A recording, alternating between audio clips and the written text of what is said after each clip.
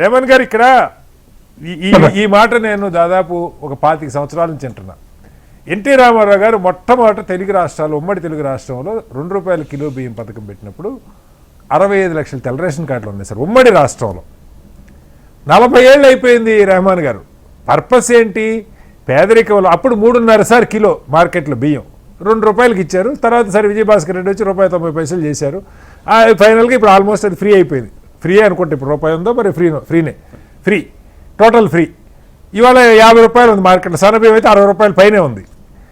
ఇది ఎవరు ముద్రేసి ఇవ్వట్లేదు రెహమాన్ గారు. నేను దీని ఒక్కదాని మీద అవినీతి డబ్బులు దుబారా చేస్తున్నా అన్నింటి మీద మాట్లాడుతున్నా. నా చర్చ ఇవాళ తీసుకున్నాం కాబట్టి దీని గురించి మాట్లాడుతున్నా. బ్యాంకులు కార్పొరేట్లకు రుణమాఫీ చేస్తే దాని గురించి మాట్లాడదాం, లేకపోతే ఇంకేమన్నా చేస్తే ఎన్పిఎల్ గురించి మాట్లాడదాం, మరొకటి మాట్లాడదాం, ఇవన్నీ మాట్లాడదాం, నేను వద్దట్లా. బట్ ఇవాళ దీనికి కన్ఫైన్ అవుదాం అనేది నా పాయింట్. అయితే ప్రభుత్వాలు విద్య అందివ్వట్ల, ఆరోగ్యం అందివ్వట్ల, మంచి పరిశ్రమలు పెట్టడానికి డబ్బులు లేవు. ఈ అభివృద్ధి ఏం చేయట్లా. చేయకపోగా 3.5 ఉన్నప్పుడు ₹2 ఇచ్చి, ₹60 ఉన్నప్పుడు ఫ్రీగా ఇచ్చి పేదరికాన్ని 4 రెట్లు పెంచారు సార్. ఇవాళ 2 తెలుగు రాష్ట్రాల్లో 2.5 కోట్ల తెల్ల రేషన్ కార్డులు ఉన్నాయి. తెలంగాణలో 1 కోటి పైన ఉన్నాయి, ఏపీలో 1,10 లక్షలు, 1,20 లక్షలు ఉన్నాయి. పేదరికం కరెక్ట్గా 4 రెట్లు పెరిగింది సార్ 40 ఏళ్లలో వీళ్ళ లెక్కల ప్రకారం. దీన్ని ఎవ్వరూ ప్రశ్నించడం. దురదృష్టం ఏంటంటే దీన్ని ప్రశ్నిస్తే వాళ్ళు పేదలకు వ్యతిరేకి. కారున్నోడికి ఇచ్చినా అడగకూడదు, ఇన్కమ్ ట్యాక్స్ కడుతున్నోడికి ఇచ్చినా అడగకూడదు, 5 ఎకరాల పైనోడికి ఇచ్చినా అడగకూడదు. అడిగితే వీడు పేదల వ్యతిరేకి. పార్టీలు అడగవు, వామపక్షాలు అడగవు, ప్రజా సంఘాలు అడగవు. ఎవరు అడగాలి? రెహమాన్ గారు నమస్తే అండి. మీకు అట్లానే ప్యానెల్లో బీఆర్ఎస్ ప్రతినిధి ఉద్యమ సహచరుడు దూదిమెట్ల బాలరాజు గారు, మానవతరాయ్ గారు, అట్లానే శ్రీనివాస్ గారు, అట్లానే హెచ్ఎంటీవీ ప్రేక్షకులకు అందరికీ గుడ్ ఈవినింగ్ అండి. అంటే మీరు అంటున్నట్టుగా బోగస్ రేషన్ కార్డులను ఏరివేత అనేది నేను చెన్నారెడ్డి ముఖ్యమంత్రిగా ఉన్నప్పుడు చూశాను. ఇల్లు తిరిగి రేషన్ కార్డును అడగడం, ఆ ఇంట్లో ఒకటే కుటుంబంలో ఉండి 2 రేషన్ కార్డులు ఇట్లాంటివి ఉంటే మిస్యూజింగ్ అనేటువంటి వాటిని తొలగించడం అనేది ఒక పెద్ద జల్లెడబట్ట ప్రక్రియ అయితే చేశారు. అయితే అట్లాంటి ప్రక్రియ నిజానికి జరగాలి. అర్హత లేని వాళ్ళు, అనర్హులు పేదల నోటికాడి బియ్యాన్ని కొట్టేయడాన్ని ఎవరైనా గ్రహించాలి.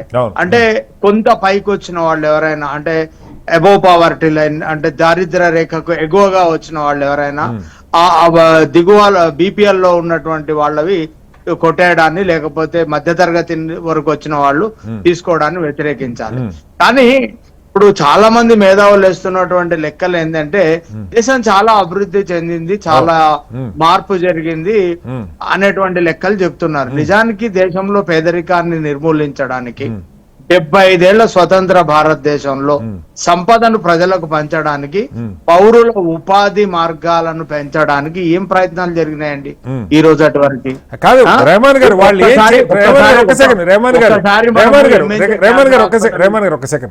ప్రభుత్వాలు ఏమీ చేయకపోయినా, ఏమీ చేయలేదనుకుందాం కాసేపు, కేంద్రంలో కానీ రాష్ట్రంలో కానీ 25 లక్షల మందికి తెలంగాణలో కార్లు ఉన్నమాట నిజం కదా. 6 లక్షల మందికి 5 ఎకరాల పైన పొలం ఉన్నమాట నిజం కదా. వాళ్ళ కార్డులు ఇవ్వకూడదని రూల్ ఉంది కదా. చనిపోతారు కదా మనుషులు. లేదు పేదరికం నుంచి బయటపడి తీరేది బోగస్ కార్డులు పక్కే పెడదాం. ఇప్పుడు ఎవరో నా కార్డు, ఒక ఇంట్లో 2 అమ్మ నాన్న తాత ముత్తాత ఉంటారు, ఇది 40 ఏళ్ళ నుంచి నడుస్తూ ఉంది. చనిపోయిన వాళ్ళ కార్డు తీయొద్దని ఎవరిని అంటారా? తీసే దమ్ము ప్రభుత్వాలకి అధికారులకి లేక తప్పితే ఏం చెప్తారు? ఇప్పుడు మీరు అంటున్నట్టుగా ఓటర్ లిస్ట్ లో ఎట్లయితే డిలీట్ అనేది వస్తుందో, రేషన్ కార్డులో వాళ్ళు కనుక చనిపోయి ఉంటే, లేకపోతే వాళ్ళు ఒక మధ్య తరగతి స్థాయికి చేరుకొని ఉంటే, ట్యాక్స్ పేయర్ స్థాయికి చేరుకొని ఉంటే ఆటోమేటిక్ గా డిలీట్ చేయాలా, లేకపోతే ఇంకో ప్రక్రియ పెట్టుకోవచ్చు. అంటే ప్రభుత్వాన్ని మోసం చేసి పేదలకు చెందాల్సినటువంటి వాటిని కొట్టేస్తే వాళ్ళ పైన కేసులు నమోదైతే, లేకపోతే చర్యలు చేపట్టబడతాయనేటువంటి నిబంధన పెట్టుకున్నా ఎవరికి అభ్యంతరం లేదు, అభ్యంతరం ఉండకూడదు కూడా. కాబట్టి ఇప్పుడు ఆ కారణం చేత చాలా రేషన్ కార్డులు ఇచ్చేసాం, ఇక కొత్త వాళ్ళకి ఎవరికి ఇవ్వమని చెప్పి గత 10 ఏళ్లుగా రేషన్ కార్డులు ఇవ్వకుండా ఉండే అంశాన్ని కూడా నేను తప్పుపడుతున్నా. అనేక కొత్త కుటుంబాలు ఏర్పడ్డాయి, అనేక బైఫర్కేషన్ జరిగింది. మీరు శ్రీనివాస్ గారు, మనం హైదరాబాద్ లో ఉంటున్నాం, చూస్తున్నాం కదా. నేను మొన్న ఆటో ఎక్కి దిగితే, ఏంటో ఏమనుకుంటున్నావు, రేవంత్ రెడ్డి సర్కార్ ఎలా ఉంది, ఎట్లా పని చేస్తుందని జస్ట్ నాకు సర్వే చేసి అలవాటు కాబట్టి అడిగితే, నాకైతే రేషన్ కార్డు వచ్చింది సార్ 10 ఏళ్ల తర్వాత అన్నారు. Okay. చాలా మంది స్టేటస్లు పెట్టుకున్నారు. అంటే వాళ్ళకి అర్హతలు ఉండి వాళ్ళకి కార్డులు ఇవ్వకుండా ఆపడాన్ని అయితే మనం ఖండించాలి.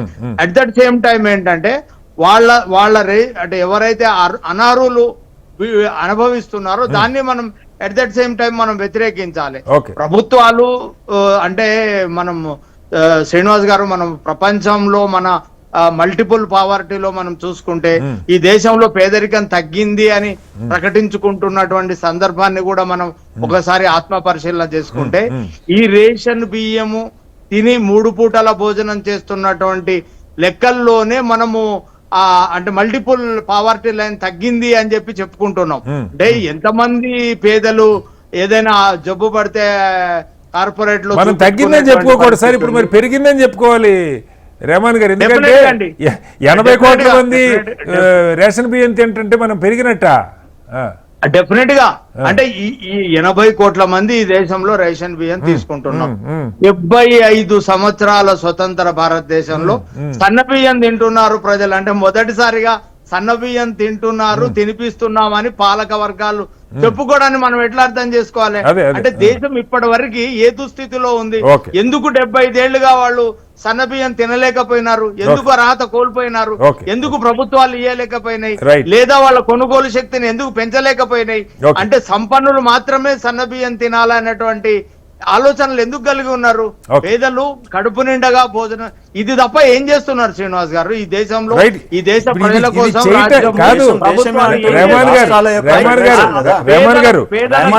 మన చర్చ చేయటాన్ని నేను తప్పట్టట్లేదు సార్. రెహమాన్ గారు, మీరు మాట్లాడుతున్నంత పదిసేపు ఇది స్కీము డిపిఎస్ సిస్టమ్ అనేది ఇది రాష్ట్రాలు కదా రేషన్ కార్డు ఇష్యూ చేసేది, లబ్ధిదారులను ఎంపిక చేసేది, ఏ రాష్ట్రాల పరిస్థితులు ఆ రాష్ట్రాలకు కదా. దీనికి కేంద్రం ఆహార భద్రత లేమితో కొట్టుమిట్టాడుతున్నారు అంటే కేంద్రం చూసుకుంటూ ఉంటుందా? కేంద్రానికి సెపరేట్ ఉద్యోగస్తులు ఉండరు కదా వీటికి చేయడానికి, ఈ మెకనైజేషన్ చేయడానికి. రెండోది, మీరు పదే దేశం దేశం అని మాట్లాడితే ఈ రోజు చూడట్లేదా దేశం లెక్కలు మాట్లాడాలంటే కన్ఫైన్ టు ది సబ్జెక్ట్ కదా. ఈ రాష్ట్రంలో పంది కొక్కులు ఉన్నాయి, ఈ బియ్యం ఎక్కడ పోతున్నాయో అవసరం ఉంది. వస్తాను ఒకసారి రెహమాన్ గారు ఒక్క సెకండ్ కంప్లీట్ చేయండి రెహమాన్ గారు. అంటే మొత్తానికి పేదలకు చెందాల్సినటువంటి ఏదైతే రేషన్ బియ్యం ఉన్నాయో లేకపోతే వాళ్ళకు చెందాల్సినటువంటి ఏదైతే లబ్ధి ఉందో వాళ్ళకి దక్కకుండా మిగిలిన వాళ్ళు అనర్హులు కొట్టేయడాన్ని మనం ఎక్కడ ఎప్పుడు ఉపేక్షించకూడదు. మాత్రమే అందాలి. కేంద్ర ప్రభుత్వాలే గాని రాష్ట్ర ప్రభుత్వాలే గాని కఠిన నిబంధనలు పెట్టి అవసరమైతే రికవరీ చేస్తామని చెప్పడం కూడా తప్పేం కాదండి శ్రీనివాస్ గారు. రికవరీ చేస్తాం. ఎవరైనా అనర్హులు దీనికి అర్హత లేకుండా కనుక ఈ రేషన్ బియ్యమే గానీ లేకపోతే పేదలకు చెందాల్సినటువంటి ఏ రకమైనటువంటి వస్తువుల్ని కొట్టేసినా చూస్తూ ఊరుకోమని చెప్పి ఒక కఠినతరమైనటువంటి ఒక నిబంధన పెట్టడాన్ని కూడా మనం ఆహ్వానించాలి. అట్లాని అర్హత ఉన్న పేదలకు మాత్రం అందాలి.